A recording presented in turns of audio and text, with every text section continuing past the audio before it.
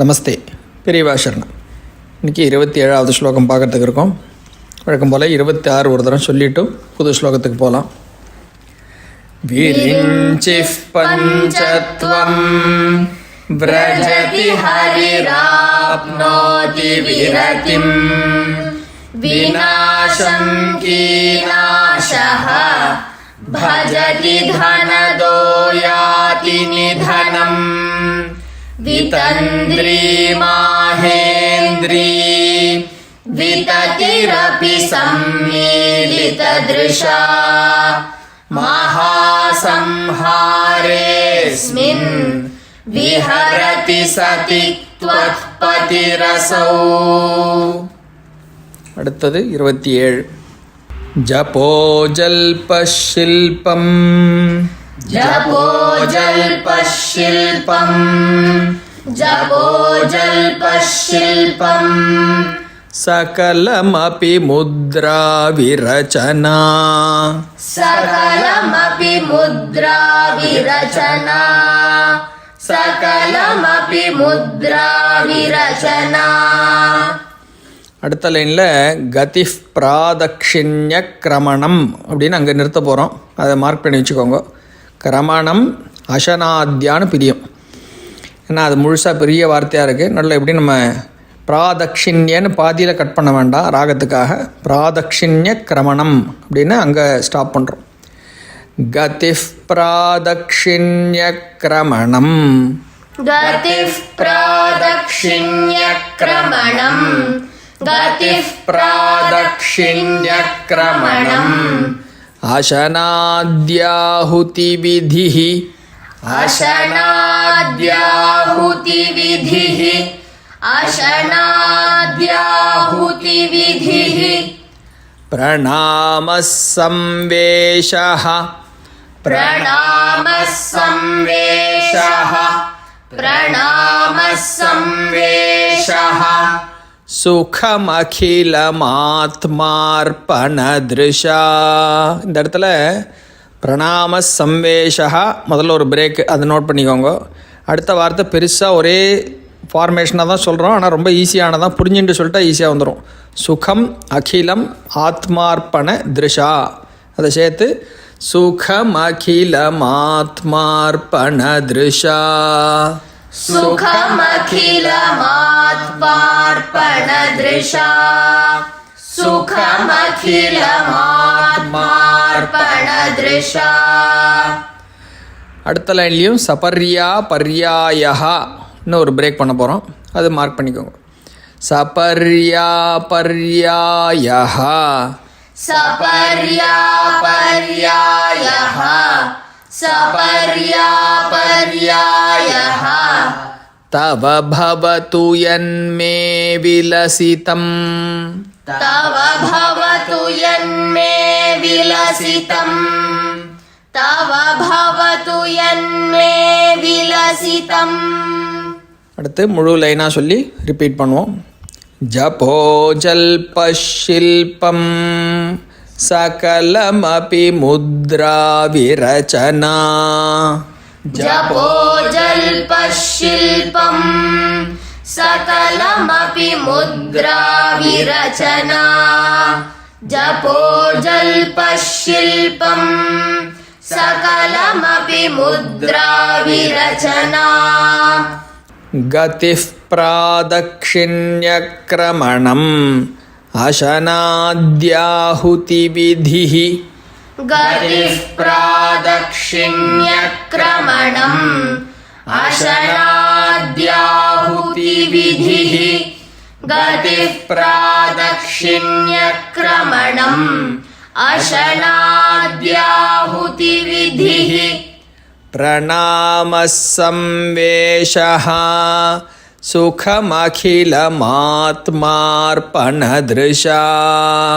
பிரணாமஸ் சம்வேஷஹ சுகமகிலமாத்மார்ப்பணத்ருஷா பிரணாமஸ் சம்வேஷஹ சுகமகிலமாத்மார்ப்பணத்ருஷா. சபர்யா பர்யாயஹ तव भवतु यन्मे विलसितं सपर्यापर्यायः तव भवतु यन्मे विलसितं सपर्यापर्यायः तव भवतु यन्मे विलसितम्. அடுத்த ரெண்டு லைனாக சொல்கிறது. ஜபோ ஜல்பஷில்பம் சகலமபி முத்ரா விரச்சனா கதிஃப் பிராதக்ஷிண்யக்ரமணம் அசனாத்யாஹுதி விதிஹி. जपो जल्पशिल्पं सकलमपि मुद्रा विरचना गतिः प्रादक्षिण्यक्रमणम् अशनाद्याहुतिविधिः. जपो जल्पशिल्पं सकलमपि मुद्रा विरचना गतिः प्रादक्षिण्यक्रमणम् अशनाद्याहुतिविधिः. प्रणामः संवेशः सुखमखिलमात्मार्पणदृशा सपर्यापर्यायः तव भवतु यन्मे विलसितम्. प्रणामः संवेशः सुखमखिलमात्मार्पणदृशा सपर्यापर्यायः तव भवतु यन्मे विलसितम्. प्रणामः संवेशः सुखमखिलमात्मार्पणदृशा सपर्यापर्यायः तव भवतु यन्मे विलसितम्. அடுத்தது பூர்ணமாக ஸ்லோகத்தை சொல்லி ரிப்பீட் பண்ணுறது. ஜபோ ஜல்பஷில்பம் சகலமபி முத்ரா விரச்சனா கதிஃப் பிராதக்ஷிண்யக்ரமணம் அசனாத்யாஹுதிவிதிः. பிரணாமः संवेशः सुखमखिलमात्मार्पणदृशा सपर्यापर्यायः तव भवतु यन्मे विलसितम्. जपो जल्पशिल्पं सकलमपि मुद्रा विरचना गतिः प्रादक्षिण्यक्रमणम् अशनाद्याहुतिविधिः. प्रणामः संवेशः सुखमखिलमात्मार्पणदृशा सपर्यापर्यायः तव भवतु यन्मे विलसितम्. जपो जल्पशिल्पं सकलमपि मुद्रा विरचना गतिः प्रादक्षिण्यक्रमणम् अशनाद्याहुतिविधिः. प्रणामः संवेशः सुखमखिलमात्मार्पणदृशा सपर्यापर्यायः तव भवतु यन्मे विलसितम्. இப்போது இந்த 27வது ஸ்லோகத்தினுடைய அருமையான பொருளை பார்க்குறதுக்கு இருக்கோம். ஒரு நல்ல ஆச்சாரியன் அல்லது ஒரு நல்ல டீச்சருக்கு என்ன ஒரு வேல்யூன்னு சொன்னாக்கா அவருடைய இம்பார்ட்டன்ஸ் நமக்கு எப்போ தெரியறது அப்படின்னு பார்த்தோம்னா, நம்ம இப்படி படிக்கிறோம், எவ்வளோ கஷ்டமான சப்ஜெக்டை படிக்கிறோம் அப்படிங்கிற ஒரு கஷ்டமே நமக்கு தெரியாமைக்கு நம்மளை கையை பிடிச்சி ரொம்ப சுலபமாக என்னென்னவோ காம்ப்ளிகேட்டட் டாப்பிக்குள்ளே அப்படியே நம்மளை அழிச்சிட்டு போய்டுறது தான் நல்ல டீச்சருக்கு உண்டான ஒரு பெரிய குணாதிசயம். அது மாதிரி இங்கே இருக்கக்கூடிய டீச்சர் யாருன்னா ஜெகத்குரு, சாக்ஷாத் பரமேஸ்வரனே அவதாரமாக வந்த நம்ம ஆதி ஆச்சாரியாள். அவர் எப்படி நம்மளை கையை பிடிச்சி அழைச்சின்னு போகிறார், எப்பேற்பட்ட ஒரு ஞான மார்க்கத்தில், இந்த அத்வைத மார்க்கத்தில் அம்பாளுடைய பக்திங்கிற ஒரு கயிறை பிடிச்சிண்டு அப்படியே படிப்படியாக நம்ம அடுத்த ஸ்டேஜுக்கு போகிறதுக்கு அந்த கஷ்டமே தெரியாமல், நமக்கு இவ்வளோ பெரிய விஷயம் பண்ணிகிட்டு இருக்கோங்கிறதே தெரியாமல் அப்படி அழைச்சின்னு போகிறாருங்கிறத இந்த ஸ்லோகத்தில் பார்க்க போகிறோம். அம்பாளுடைய மகிமை, அவளுடைய லாவண்யம், அதே மாதிரி எல்லா தேவதைகளுக்கும் மேலே அப்படிப்பட்ட ஒரு வசந்த ஸ்தானத்தில் அவர் இருக்காங்கிறதெல்லாம் கொஞ்சம் கொஞ்சமாக சொல்லின்னு வந்தாச்சு. நடுவில் அப்படியே போகிற போக்கில் பவானித்துவம் அப்படிங்கிற அந்த ஸ்லோகத்தில் இந்த இரண்டாக இருக்கிறது போய் ஒன்றாக மாறக்கூடிய பாவம் அப்படிங்கிற ஒரு விஷயத்தையும் அப்படியே லைட்டாக டச் பண்ணி காமிச்சின்னு வந்துட்டார். ஒரு மாதிரி நம்மளை ப்ரிப்பரேஷன் ஸ்டேஜ் அப்படியே கொஞ்சம் கொஞ்சமாக அதில் கொண்டு வந்துட்டார். இந்த ஸ்லோகத்தில் தான் முக்கியமாக நமக்கு இன்னொரு கான்செப்ட் இன்ட்ரடியூஸ் பண்ண போகிறார். எவ்வளோ அழகான வசந்த கான்செப்ட் அப்படிங்கிறதையும் தெரிஞ்சுண்டு நமக்கு இது வாஸ்தவத்தில் அனுபவத்தில் லபிக்கணும் அப்படின்னா சாட்சாத் இந்த ஆச்சாரியருடைய அனுகிரகம் நிறைய வேணும், அம்பாளுடைய அனுகிரகம் வேணும். அதையும் பிரார்த்தனை பண்ணிட்டு இந்த ஸ்லோகத்துக்குள்ளே நுழைவோம். இங்கே கான்டெக்ஸ்ட் என்ன அப்படின்னு பார்த்தாக்கா, இந்த ஸ்ரீவித்யா தந்திரத்தில் சமயாச்சாரம் அப்படின்னு ஒரு கிரமம் இருக்குது. நம்ம அம்பாளை சொல்லும் பொழுது லலிதா சஹஸ்ரநாமத்தை சொல்லிட்டு வரத்த சமயாச்சார தத்பரா அப்படின்னு கூப்பிடுறது. அப்படி இந்த சமயாச்சாரம்னு சொல்லக்கூடிய ஒரு ரீதி, ஒரு கிரமம் இருக்குது.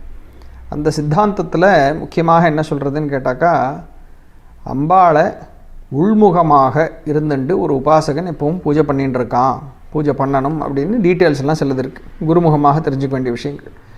பட் முக்கியமாக தெரிஞ்சுக்க வேண்டியது என்னென்னா, அந்தர்முகமாக உள்முகமாக நோக்கி பூஜைகள் அப்படியே எப்போவும் விடாமல் தொடர்ச்சியாக அப்படி பூஜை நடந்துகிட்டே இருக்குது அப்படிங்கிறதாக அங்கே சொல்கிறது.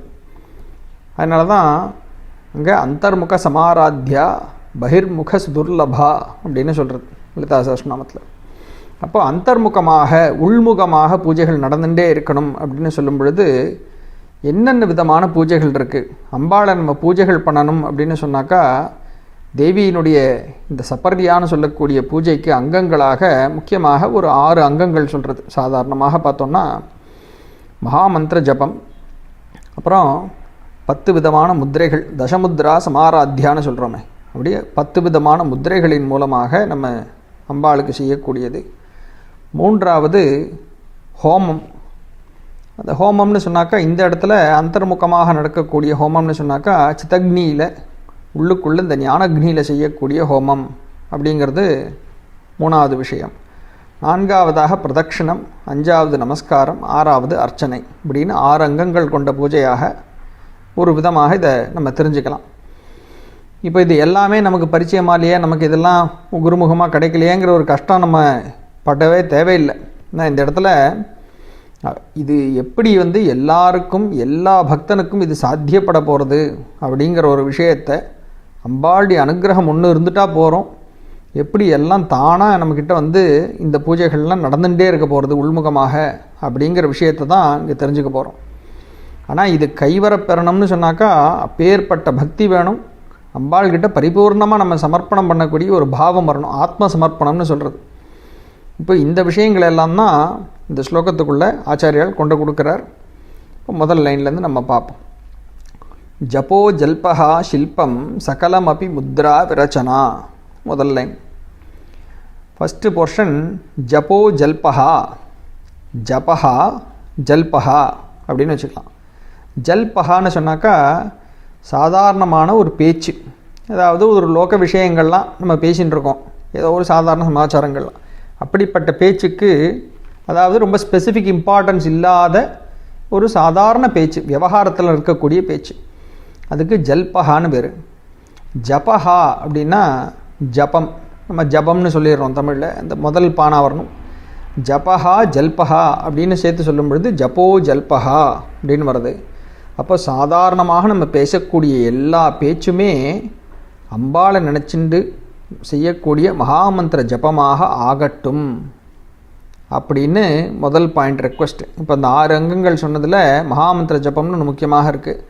இப்போ இங்கே என்ன சொல்கிறார், சாதாரணமாக நான் பேசக்கூடிய எல்லா பேச்சுமே உன்னை நினச்சிண்டு உனக்காகவே நான் செய்யக்கூடிய இந்த மகாமந்திர ஜபமாக ஆகட்டும் அப்படின்னு கேட்குறதாக இங்கே முதல் பாயிண்ட்டு. 2வது ஷில்பம் சகலமபி முத்ரா விரச்சனா. ஷில்பம் அப்படின்னு சொன்னாக்கா தன்னுடைய கை கால்கள் முதலான ஒரு அவயவங்களால் செய்யக்கூடிய என்ன விதமான மூமெண்ட்ஸ், சேஷ்டைன்னு சொல்கிறோமே, எப்படியோ ஒரு கையை மூவ் பண்ணுறோம், ஒரு காலை நகர்த்துறோம், இப்படி இந்த கை கால்களினால் செய்யக்கூடிய அசைவு, அதுக்கு ஷில்பம். சகலம் அப்படின்னா எல்லாம்னு அர்த்தம். சகல லோகங்கள்னு சொல்லும்பொழுது எல்லா லோகங்கள்னு சொல்கிறோமே அதே அர்த்தம் தான். சகலம்னா எல்லாம். அப்போ சகலம் அபி அப்படின்னா எல்லா விதமான கையசைவுகளும் அப்படின்னு அர்த்தம். அதெல்லாம் என்னவாக ஆகட்டும்? முத்ரா விரச்சனா, முத்திரைகளை காண்பிப்பதாக, அந்த மூமெண்ட்ஸ் எல்லாம் ஆட்டோமேட்டிக்காக முத்திரைகளையே அம்பாளுக்கு நம்ம காண்பிப்பதாக அமையட்டும் அப்படின்னு கேட்குறது. அப்போது அந்த பூஜையில் ரெண்டாவதாக சொன்னது, முதல்ல மகாமந்திர ஜபத்துக்கு இங்கே நான் ஜபம்னு தனியாக பண்ணலை, நான் பேசக்கூடிய சாதாரண பேச்சே ஜபமாக அமையட்டும். ரெண்டாவது தசமுத்ரா சமாராத்தியான்னு தசமுத்திரைகளை 10 முத்திரைகளை காண்பித்து அம்பாளுக்கு நான் வழிபாடு பண்ணணும். அப்படி நான் தனியாக முத்திரைங்கிறது போடணுங்கிறது இல்லை, என் கையும் காலையும் நான் எப்படி ஆட்டின்னு இருக்கேனோ, சாதாரணமாக மூவ் பண்ணுறேனோ, அதுவே அவளுக்கு நான் முத்திரைகளை காண்பித்து அம்பாளை வழிபாடு பண்ணுறதாக ஆகட்டும் அப்படின்னு ஒரு ஸ்டேஜை சொல்கிறார். அடுத்த லைன் போ. கதிஹி பிராதக்ஷிண்ய கிரமணம் அசனாத்யாஹுதி விதிஹி அப்படின்னு அடுத்த லைன். கதிஹி அப்படின்னா நம்ம சாதாரணமாக ஒரு நடக்கிறது. கதிஹி பிராதக்ஷிண்ய கிரமணம். பிராதக்ஷிண்யம் அப்படின்னு சொன்னால் பிரதட்சிணம்னு சொல்கிறோமே, நம்ம கோயிலுக்கு போனால் சுவாமியை அப்படி பிரதட்சிணம் பண்ணுறோன்னு சொல்கிறோம். அப்படி பண்ணக்கூடிய ஒரு பிரதட்சிண கிரமமாகவும் இது ஆகட்டும். எது ஆகட்டும்? சாதாரணமாக நம்ம நடக்கக்கூடிய ஒரு கதிகி, சாதாரண நடை, ஏதோ நடந்துட்டுருக்கோம், லோக காரியமாக ஏதோ பண்ணிகிட்டு இருக்கோம், ஆற்றுக்குள்ளே நடக்கிறோம், இங்கேயோ வெளில போகிறோம் வரோம், இப்படிப்பட்ட தற்செயலாக நடக்கக்கூடிய ஒரு நடையானது பிராதக்ஷிண்ய கிரமணம். ரொம்ப ஸ்பெசிஃபிக்காக அம்பாளுக்கு உதாரணமாக நம்ம காமாட்சி கோயிலில் போய் அவளை சுற்றி ஒரு 108 பிரதட்சணம் நம்ம பண்ணணும்னு நினச்சிண்டு மனசு முழுக்க அவர்கிட்ட சமர்ப்பணம் பண்ணி அவள் சந்நிதியில் சுற்றி பிரதட்சிணம் வர்றதாகவே ஆகட்டும் அப்படின்னு இங்கே கேட்குறார். கதிஹி பிராதக்ஷிண்ய கிரமணம் அப்படின்ட்டு. அடுத்தது அசனாத்யாஹுதி விதிஹி. இங்கே அசனம் அப்படின்னு சொன்னாக்கா சாப்பிட்றது. அசனாதி ஆஹுதி விதிஹி அப்படின்னு இங்கே பிரிக்கலாம். அசனாத்யாஹுதி விதிஹி அப்படின்னு சொல்கிறத அசனாதி ஆஹுதி விதிஹி. அப்போது ஆஹுத்தின்னு சொன்னாக்கா ஹோமத்தில் நம்ம ஆஹுதியாக சமர்ப்பணம் பண்ணுறோன்னு சொல்கிறோமே, ஹோமம் செய்கிறது. இப்போ அசனாதி அப்படின்னு சொன்னாக்கா சாப்பிட்றது முதலானதே. அதாவது நம்ம சாதாரணமாக ஏதோ ஒன்று ஆகாரத்தை சாப்பிட்டுருக்கோம், அப்படி உள்ளுக்கு நம்ம என்னத்தை கொடுக்குறோமோ அதுவே ஆஹுதியாக, விதிப்படி செய்யப்பட்ட ஆஹுதியாக. அதாவது அம்பாளுடைய அந்த 6 அங்கங்களாக சொன்ன பூஜையில் ஹோமம்னு ஒன்று வந்ததே, அப்படிப்பட்ட ஒரு ஹோமமாகவே நம்ம சாதாரணமாக பண்ணக்கூடிய ஒரு சாப்பாடுங்கிற காரியம் அப்படி ஹோமம் செய்கிறதாகவே ஆகட்டும் அப்படின்னு இங்கே அடுத்த பாயிண்ட்டை ரெக்வெஸ்ட்டு. அப்போ முதல் 2 லைனில் 4 பாயிண்ட் கவர் பண்ணியிருக்கோம். ஜபோ ஜல்பஹா, ஜபம் வந்துடுத்து. ஷில்பம் சகலமபி முத்ரா விரச்சனா அப்படின்னு முத்திரையை காண்பித்து பூஜை பண்ணுறது வந்தாச்சு. கதிஹி பிராதக்ஷிண்ய கிரமணம், பிரதட்சணம் பண்ணுறதுங்கிறது வந்தாச்சு. அடுத்தது அசனாத்யாஹுதி விதிஹி, ஹோமம் பண்ணுறதும் வந்தாச்சு. இப்போ 4 பாயிண்ட் கவர் ஆகிடுது. அடுத்த லைன் போகலாம். பிரணாம சம்வேஷா சுகமகிலம் ஆத்மார்ப்பணதிருஷா அப்படிங்கிறது.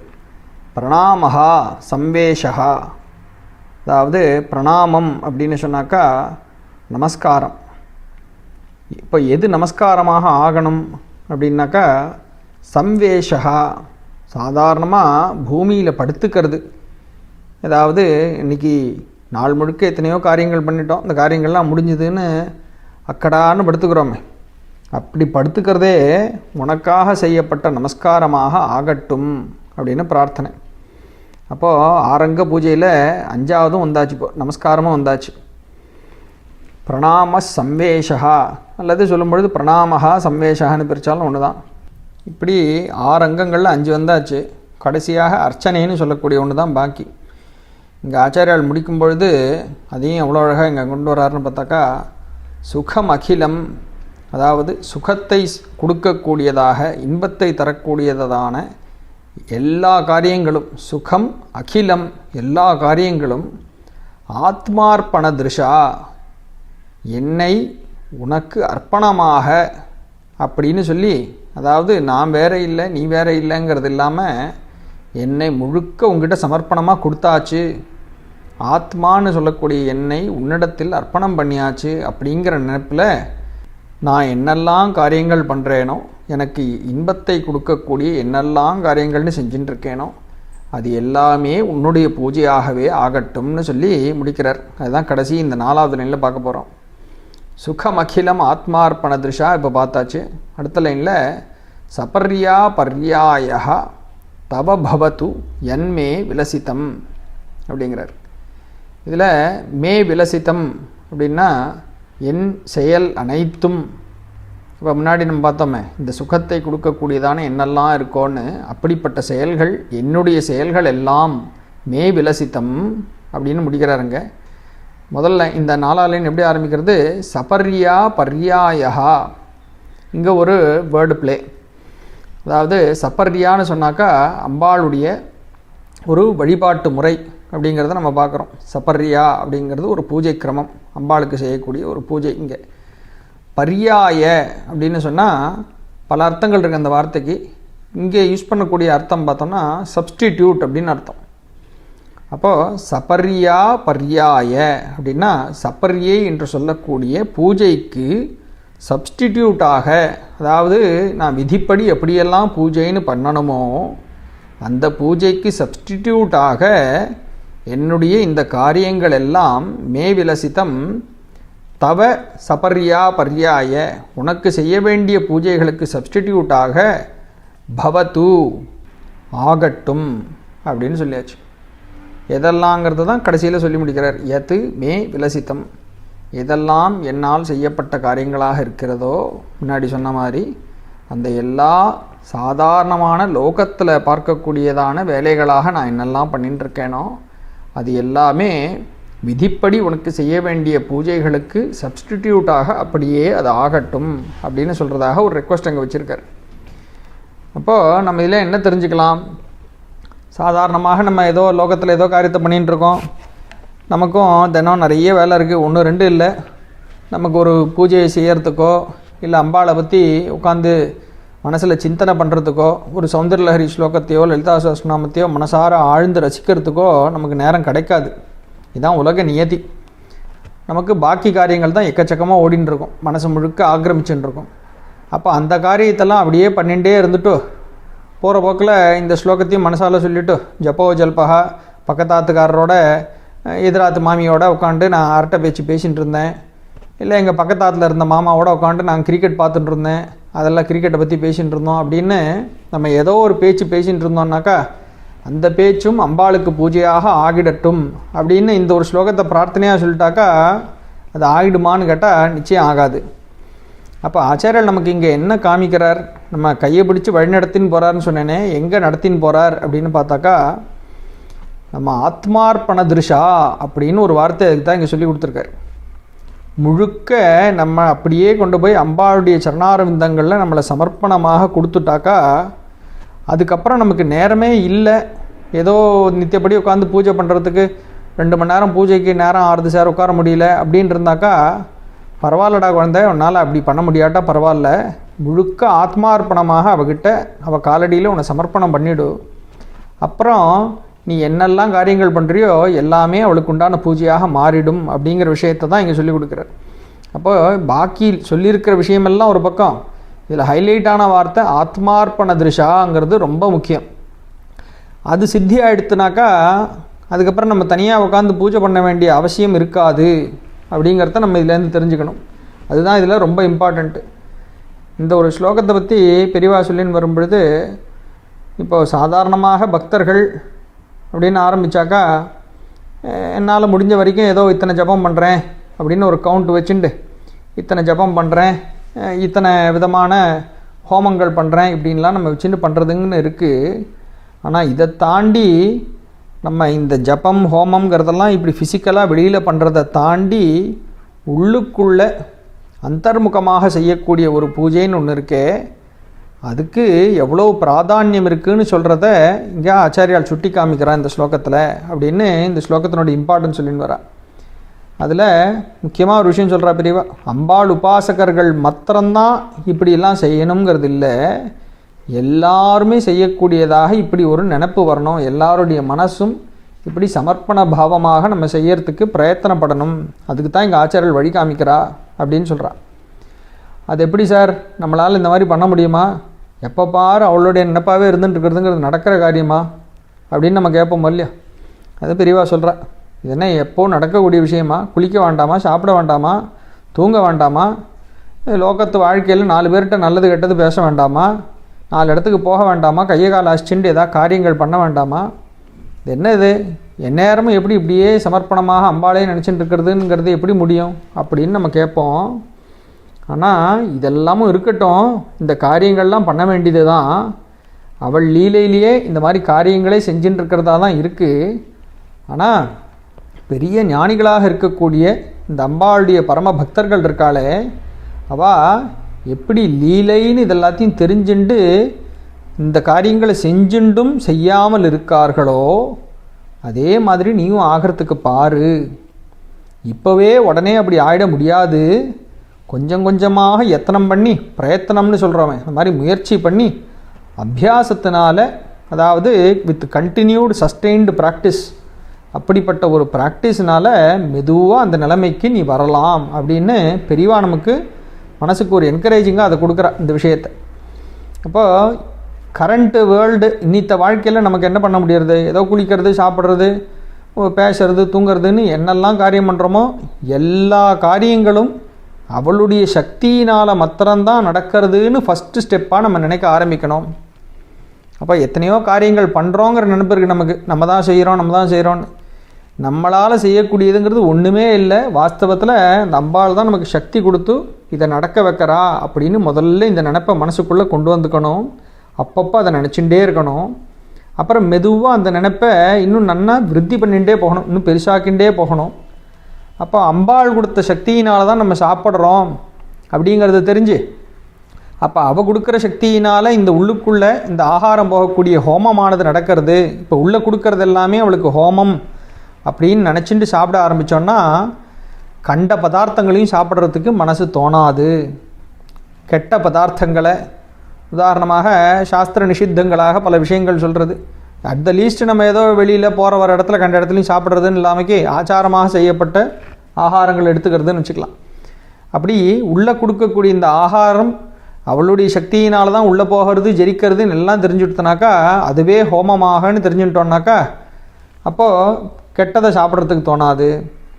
அதே மாதிரி நம்ம நடக்கிற நடையே கதிஹி பிராதக்ஷிண்ய கிரமணம்னு சொல்லி நடக்கிற நடையே அவளுக்கு பிரதட்சிணமாக ஆகட்டும் அப்படின்னு நம்ம பிரார்த்தனையாக ஆத்மார்ப்பண திருஷா அப்படின்னு நினச்சிட்டே பண்ணோன்னா, அப்போது இந்த நடக்கிற சக்தி இருக்கே இதுவும் இந்த அம்பாள் தானே நமக்கு கொடுத்துருக்கா அப்படிங்கிற நினப்பு மனசுக்குள்ளே வந்துட்டே இருந்ததானாக்கா, இந்த நடையை கொண்டு போய் ஏதோ ரேஸுக்கும் சினிமாவுக்கும் நடந்து போய் அங்கே இருக்கிறது எல்லாத்தையும் சுற்றி சுற்றி வேடிக்கை பார்க்குறதுங்கிற ஒரு புத்தி இல்லாமல் இருக்கும். அதே மாதிரி அடுத்தது பேச்சு, ஜப்போ ஜல்பஹான்னு சொல்கிறத, நம்ம பேசக்கூடிய பேச்சு வாக் சக்திங்கிறது வாஸ்தவத்தில் அவளுடைய அனுகிரகம் தான் அப்படின்னு நம்ம லலிதா சஹஸ்ரநாமத்தில் ரொம்ப டீட்டெயிலாக பார்த்துருக்கோம். எப்படிப்பட்ட ஒரு வாக் சக்தியாக உடம்புக்குள்ளேருந்து நாபியிலேருந்து எப்படி பொங்கி வெளியில் வருது அப்படின்னு இந்த சக்தி ஸ்வரூபத்தை அங்கே பார்த்துருக்கோம். நம்ம இந்த வாக் சக்தி அவளுடைய ஒரு விலாசம் தான், அவளுடைய அனுகிரகம் தாங்கிறது நமக்கு தெரிஞ்சுவிட்டோன்னாக்கா, இந்த வேண்டாத விஷயங்களை எல்லாம் டிஸ்கஸ் பண்ணுறதுக்கு, வாக்குன்னு சொன்னாக்கா பேசுறது எழுதுறது எல்லாம் தான் சேர்த்தி, அது எல்லாத்தையும் ஏதோ வேண்டாத ஒரு சினிமாவோ அரசியல்னோ எதையாவது பேசிட்டு பொழுது போகிறதுக்கு இந்த சக்தியை வீண் பண்ணாமல் நம்ம சக்தி எல்லாத்தையும் சேகரித்து நல்ல விதமாக அம்பாளை பற்றி மாத்திரமே யோசிக்கிறதும், அவளை பற்றி மாத்திரமே கேட்குறதும், எழுதுறதும், பேசுகிறதும்னு நம்ம சக்தியெல்லாம் முழுக்க அவளை ஃபோக்கஸ் பண்ணி போக ஆரம்பிக்கும். அப்போது என்னெல்லாம் நம்ம பண்ணுறோமோ இந்த எல்லா ஆக்டிவிட்டீஸும் அவளுக்கு பண்ணுற பூஜையாகவே ஆகட்டும்னு நம்ம ரெக்வெஸ்ட்டை ப்ளேஸ் பண்ணுறது ஒரு பக்கம், அது எல்லாமே அவள் கொடுக்குற ஒரு அனுகிரகம் அப்படிங்கிறத மனசில் வாங்கிட்டு இந்த காரியங்களை செய்ய ஆரம்பிச்சிட்டோம்னாக்கா ஆட்டோமேட்டிக்காக நம்ம மெதுவாக இந்த ஆச்சாரியால் நம்மளை கையை பிடிச்சி அழிச்சுன்னு போகிறான்னு சொன்னேனே அந்த படியில் அப்படியே நம்ம ஏற ஆரம்பிச்சிடுவோம். அப்போ அதனுடைய முடிவான நிலை என்ன? பவானித்வம் அப்படின்னு நம்ம முன்னாடி ஸ்லோகத்தில் பார்த்தோமே. அப்படிப்பட்ட ஒரு அத்வைத சாயுஜ்யம் நமக்கு அனுகிரகமாக கிடைக்கிறது. இந்த மாதிரி விஷயங்கள்லாம் நம்ம நன்னா மனசில் உள்வாங்கிண்டு, இப்படிப்பட்ட ஞானிகள் ஏற்கனவே நம்ம கண் முன்னாடி பல ஞானிகள் இது மாதிரி இருக்கா, இன்னித்த வாழ்க்கையில் நம்மளால் பார்க்க முடியறது, அவளை பார்த்து நம்ம தெரிஞ்சுக்கணும், அதே மாதிரி ஃபாலோ பண்ணணுங்கிறதாக பெரியவா நமக்கு சொல்லி கொடுக்குறா. அதுக்கு உதாரணமாக 2-3 எக்ஸாம்பிள்ஸ் இங்கே சொல்லலான்னு தோன்றுறது.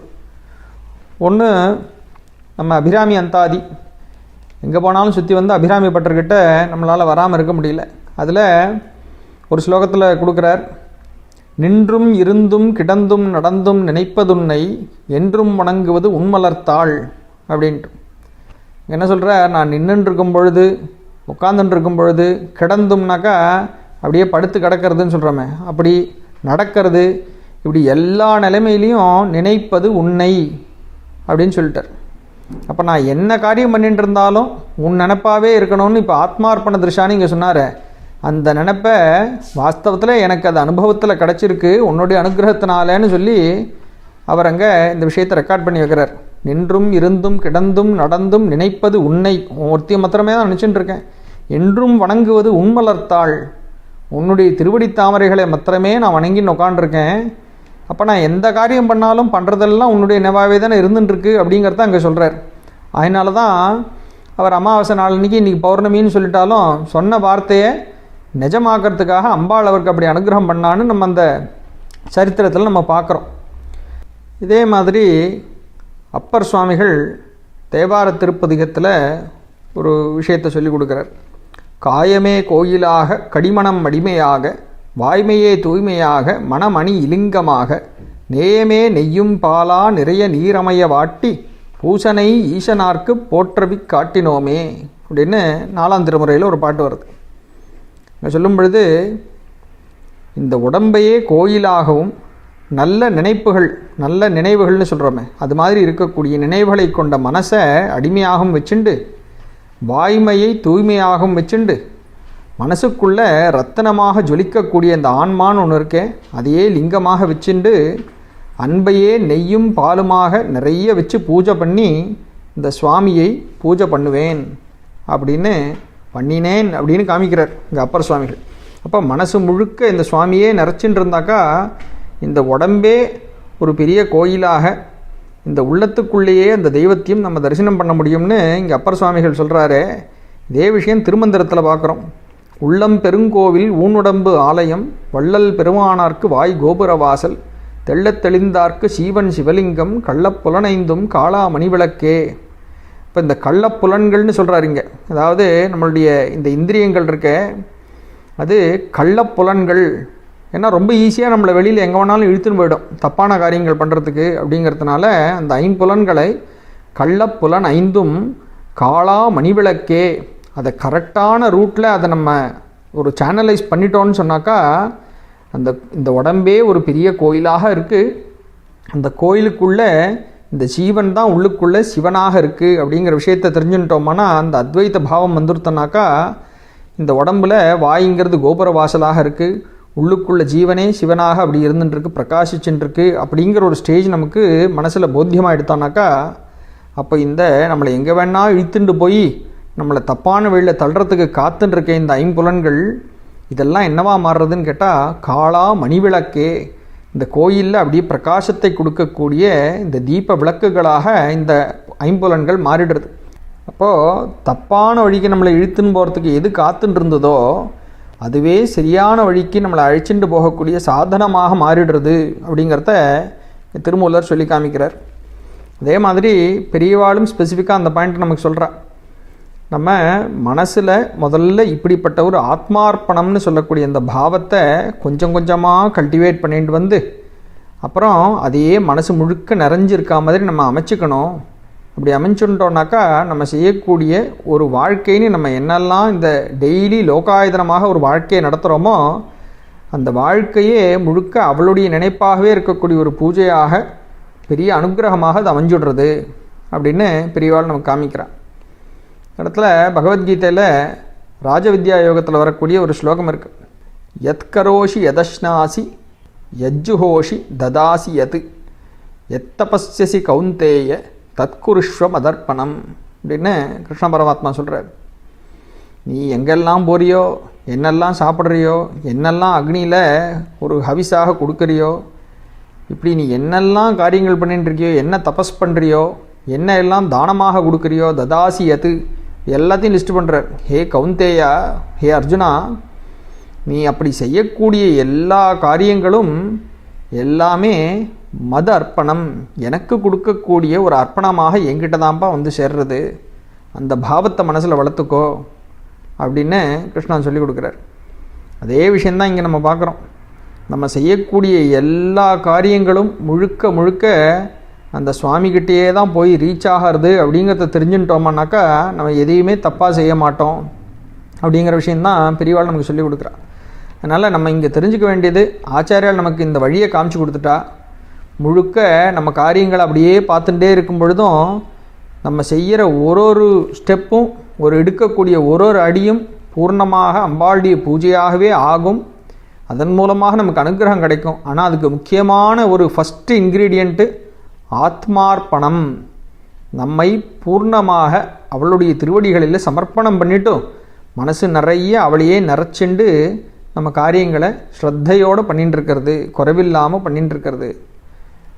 இப்போ இந்த ஒரு விஷயமாக லலிதா சஹஸ்ரநாமத்தில் இருக்கக்கூடிய பல நாமாக்களும் நமக்கு ஞாபகம் வரும். சமயாச்சார தத்பரா முன்னாடி பார்த்தோம், அந்தர்முக சமாராத்தியா பார்த்தோம். அதே மாதிரி பாவக்ஞா, பக்திகம்யா, பாவனாகம்யா, பாவனாகிருதி, ஞானமுத்ரா, இப்படி பல நாமாக்கள் இருக்குது. தசமுத்ரா சமாராத்தியா இது கூட சேர்ந்ததாக பார்த்தோம். இப்படி எல்லா இடத்துலையும் நாம் வேற இல்லை, அவள் வேற இல்லை அப்படிங்கிறது ஒரு பக்கம். ஆனால் நம்ம செய்யக்கூடிய ஒரு காரியமும் அவளுடைய அனுகிரகத்தினாலேயே தான் நடக்கிறது. இந்த சக்தி அவள் கொடுக்குற சக்திங்கிறத தெரிஞ்சுட்டு சமர்ப்பணமாக முதல்ல போயிட்டோம்னாக்கா அதுதான் முக்கியமான முதல் படி. அதுக்கப்புறம் இந்த குழந்தைய அப்படி கையை பிடிச்சி அடுத்தடுத்த படிக்கு மேலே அழிச்சின்னு போகிறதுக்கு அவள் காத்துன்ருக்கா அப்படிங்கிறத இங்கே ஆச்சாரியர் நமக்கு சொல்லி கொடுக்குறா. இதை நன்னா மனசில் உள்வாங்கிண்டு பரிபூர்ணமாக நம்மை அவள்கிட்ட சமர்ப்பணம் பண்ணக்கூடிய ஒரு பாவம் நமக்கு அனுகிரகிக்கட்டும் அப்படின்னு அம்பாளையும் நம்ம பெரியவாளையும் பிரார்த்தனையாக கேட்டுப்போம். கடைசியாக ஒரு தடவை இந்த ஸ்லோகத்தை மறுபடி சொல்லிவிடுறேன். ஜபோ ஜல்பஹா ஷில்பம் சகலம் அபி முத்ரா விரச்சனா கதிஹி பிராதக்ஷிண்ய கிரமணம் அசனாத்யாஹுதி விதிஹி பிரணாமஹ சம்வேஷஹ சுகமகிலம் ஆத்மார்ப்பணதிருஷா சபர்யா பர்யாயः தவ பவது யன்மே விலசிதம். பெரியவாசர்.